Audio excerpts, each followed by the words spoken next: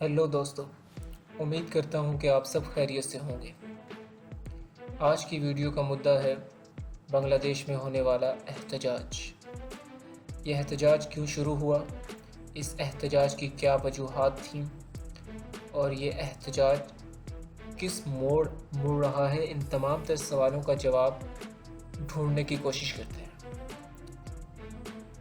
इन तमाम तर चीज़ों से पहले आइए दोस्तों कुछ साल पीछे चलते हैं कि जब पाकिस्तान और बांग्लादेश एक ही मुल्क हुआ करता था और 1971 में जब आम इंतखाबात हुए तो शेख मुजीबुर रहमान, जो कि एक पसंदीदा लीडर था बंगालियों का, वो फातह करार पाया, उसकी जमात फातह करार पाई।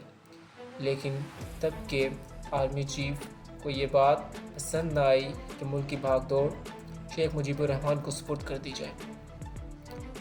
हुआ कुछ यूँ कि इससे बहुत सारे बंगाली नाखुश हो गए और उन्होंने फ़ैसला किया कि हमें हमारे राइट्स, हमें हमारे हकूक़ से जुदा किया जा रहा है। सो हम सबको एक आज़ाद और ख़ुद मुख्तार मुल्क बनाना चाहिए कि जिसमें हम अपनी बंगाली ज़ुबान को बोलें और अपने तमाम तो रस्म व रवाज को राइज करें और इसी तरह आज़ादी के साथ ज़िंदगी गुजारें। इस काम में इंडिया ने भी बांग्लादेश की मदद की और इन्होंने एक जंग लड़ी पाकिस्तानी फ़ौज के ख़िलाफ़, और इसी जंग के नतीजे में एक मुल्क बनता है जिसे बांग्लादेश कहते हैं। अब इस लड़ाई के अंदर जिन जिन लोगों ने शहादत का रुतबा पाया बांग्लादेश की जानिब से, उनको फ्रीडम फाइटर्स कहा जाता है और बांग्लादेश की गवर्नमेंट की जानिब से उन फ्रीडम फाइटर्स के लिए एक कोटा मुख्तस किया गया। ये मखसूस कोटा था। इस कोटे को कुछ यूँ समझें, ये कोटा सिस्टम ये कहता है कि जितनी भी जॉब्स बांग्लादेश में मौजूद हैं उसका एक मखसूस हिस्सा इन फ्रीडम फाइटर्स को मिलेगा ही मिलेगा, जिसके लिए किसी भी किस्म के मेरिट की कोई ज़रूरत नहीं।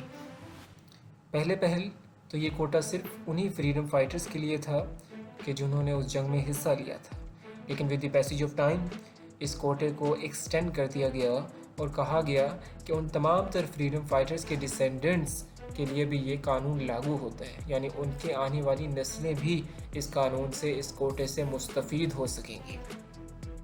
अब ये जो मैंने 2 से 3 मिनट की गुफ्तगू की, आइए इसको जोड़ते हैं आजकल होने वाले इस एहतजाज से जो कि बांग्लादेश में हो रहा है। मसला ये है कि 30% ये कोटा उन फ्रीडम फाइटर्स के डिसेंडेंट्स के लिए मुख्तस कर दिया गया है कि जितनी भी जॉब की अपॉर्चुनिटीज़ हर साल आती हैं उसका 30% हिस्सा उन्हीं फ्रीडम फाइटर्स के डिसेंडेंट्स को दे दिया जाता है। उसके अलावा 2% हिस्सा उन लोगों को दिया जाता है, उन लोगों के लिए मुख्तस है कि जो माजूर हैं, और इसी तरह कुछ और हिस्से भी कुछ और लोगों को दे दिए जाते हैं।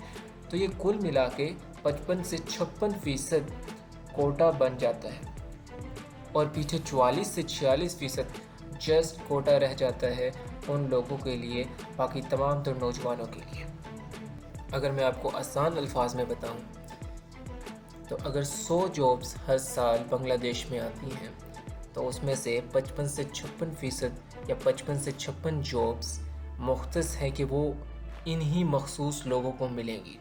बाकी 44 से 46 जो जॉब्स हैं वो उन स्टूडेंट्स के लिए हैं जो कि बांग्लादेश में तालीम हासिल कर रहे हैं या तालीम से फारिग व तहसील होकर किसी जॉब की तलाश में लगे हुए हैं। अब बांग्लादेश के स्टूडेंट्स ये चाहते हैं कि फ्रीडम फाइटर्स तक तो ये बात ठीक थी, लेकिन उनके डिसेंडेंट्स को भी इस कोटे से मुस्तफ़ीद करवाना एक दुरुस्त बात नहीं है और ये उनके हक़ में डाका डाला जा रहा है। और कुछ हद तक दोस्तों ये बात ठीक भी है और इसी कोटे के ख़िलाफ़ एक एहतजाज शुरू होता है और ये वही एहतजाज है कि जिसके बारे में आज और कल हम लोग ख़बरें सुन रहे हैं।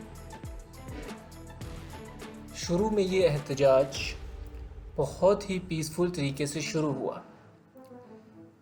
گورنمنٹ کے خلاف اس کوٹا سسٹم کو ختم کرنے کے لیے، اور سپریم کورٹ نے اسی احتجاج کے دوران یہ فیصلہ بھی صادر کر دیا کہ 93% آف دی جابس 93% جابس اب میرٹ بیس ہوں گی اور باقی 6 سے 7% جابس کوٹا بیس ہوں گی، اور گورنمنٹ نے اسے ایکسیپٹ بھی کر لیا ہے۔ لیکن مسئلہ یہ ہے کہ اس احتجاج کے دوران 150 سے زیادہ اسٹوڈنٹس کو یا تو اریسٹ کیا گیا یا ان کو موت کے گھاٹ اتار دیا گیا۔ اسی بات کا غصہ ہے کہ بنگلہ دیش کے اسٹوڈنٹس اب 9 ڈیمانڈز اور چاہتے ہیں گورنمنٹ سے کہ وہ ان کی پوری کریں۔ ان 9 ڈیمانڈز میں کچھ ڈیمانڈز میں آپ کے سامنے رکھتا ہوں، جن میں سے پہلی ڈیمانڈ یہ ہے کہ پرائم منسٹر آف دی بنگلہ دیش شیخ حسینہ تمام تر لوگوں سے باضابطہ معافی مانگے۔ دوسری ڈیمانڈ یہ ہے کہ بہت سے پولیس آفیسرز کہ جو کہ انوالو تھے اسٹوڈنٹس پر کریک ڈاؤن کرنے کے لیے، کریک ڈاؤن کیا جنہوں نے، ان کو ڈسمسڈ کیا جائے۔ اور تیسرے نمبر پہ یونیورسٹی کے چیفز اور منسٹرز کو ڈسمس کیا جائے کہ جنہوں نے اس پروٹیسٹ کے دوران اسٹوڈنٹس کے خلاف کام کیا اور گورنمنٹ کی سپورٹ کی۔ اس احتجاج کو جو لیڈ کر رہے ہیں ان میں 3 اسٹوڈنٹس کے نام سر فہرست ہیں۔ پہلا ناہید اسلام، دوسرا ابو بکر اور تیسرا آصف محمود۔ یہ تینوں اسٹوڈنٹس تمام تر حکومت کے خلاف ریلیز کو لیڈ کر رہے ہیں، اور فرائیڈے کے دن ان کو ہاسپٹل سے پولیس کی جانب سے گرفتار بھی کیا گیا۔ بعد میں ہوم منسٹر نے بتایا کہ ان کو گرفتار انہی کی سیکیورٹی کے لیے کیا، کیونکہ ان کو بہت سا تھریٹ تھا بہت سے لوگوں کی جانب سے۔ اور انہی لیڈرز میں سے ایک لیڈر ناہید اسلام نے ایک بیان دیا کہ جس میں اس نے کہا کہ وہ بہت زیادہ خوف میں مبتلا ہے اپنی زندگی کے بارے میں، کیونکہ اس کو پولیس نے اٹھایا اور تھانے میں لے جا کے اس کو ٹارچر کا نشانہ بنایا گیا۔ اگر موجودہ حال کی بات کریں بنگلہ دیش کے اندر، تو اب حالات کچھ بہتری کی طرف جاتے دکھائی دے رہے ہیں۔ کرفیو کو کچھ حد تک ریلیکس کیا گیا ہے، اور مخصوص مقامات پر انٹرنیٹ کو بھی مہیا کیا جا رہا ہے۔ کچھ بزنسز کو بھی اوپن کیا جا رہا ہے اور بہت ساری ریسٹرکشنز کو ریلیکس کیا جا رہا ہے، لیکن ابھی بھی بہت سی ریسٹرکشنز موجود ہیں بنگلہ دیش کے اندر۔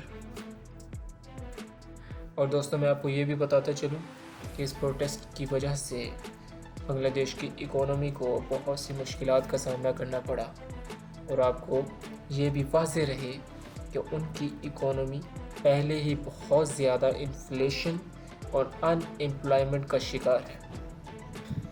بہرحال گورنمنٹ کا یہ بھی کہنا ہے کہ ان پروٹیسٹ کے پیچھے کچھ تھرڈ پارٹیز کا ہاتھ ہے کہ جنہوں نے ان پروٹیسٹ کو ہوا دی۔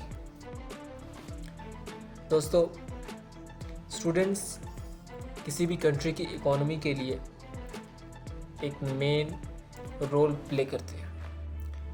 کسی بھی کنٹری کی اکانومی کو بوسٹ کرنے کے لیے یہ اسٹوڈنٹس ایک مین رول پلے کر سکتے ہیں۔